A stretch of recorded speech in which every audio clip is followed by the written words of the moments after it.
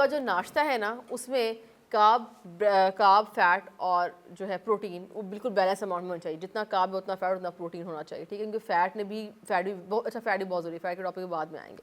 उसके बाद आपका लंच में रोटी के साथ कोशिश करें कोई प्रोटीन ऑप्शन हो, खाली सब्जी ना खाया करें, सब्जी के साथ पेयर कर लें कोई प्रोटीन ना, सब्जी दाल हो गई, सब्जी चिकन हो गया, समथिंग विद प्रोटीन। उसके बाद डिनर में ना कोशिश करें कार्ब्स कम और प्रोटीन ज़्यादा।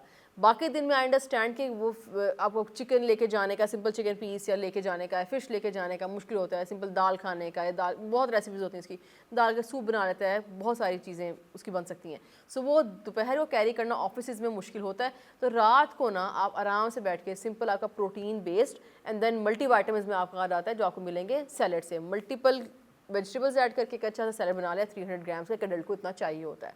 हमें जो मल्टीविटामिन्स खाने की जो ज़रूरत पड़ती है वो भी यहीं से पड़ती है, ना फ्रूट्स खा रहे हैं, सब सब्जियां खा रहे हैं, कहाँ से मिलेंगे?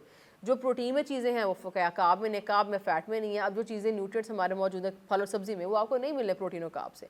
सो इसलिए कोशिश करें आपका मेजर जो है दिन में कार्बोहाइड्रेट्स लाजमी होने चाहिए आपके नाश्ते में, जिनके नहीं होते वो लंच और डिनर अपना ख़राब कर लेते हैं। सो ब्रेकफास्ट में कार्बोहाइड्रेट्स लें, अपने मुनासिब साइज़ की रोटी लें लंच में, और डिनर के अंदर कोशिश करें कार्बोहाइड्रेट्स निकाल दें, मतलब रोटी भी ना हो चावल भी ना हो, तो वो बड़ा फिर आसान और बड़ा बैलेंस हो जाता है।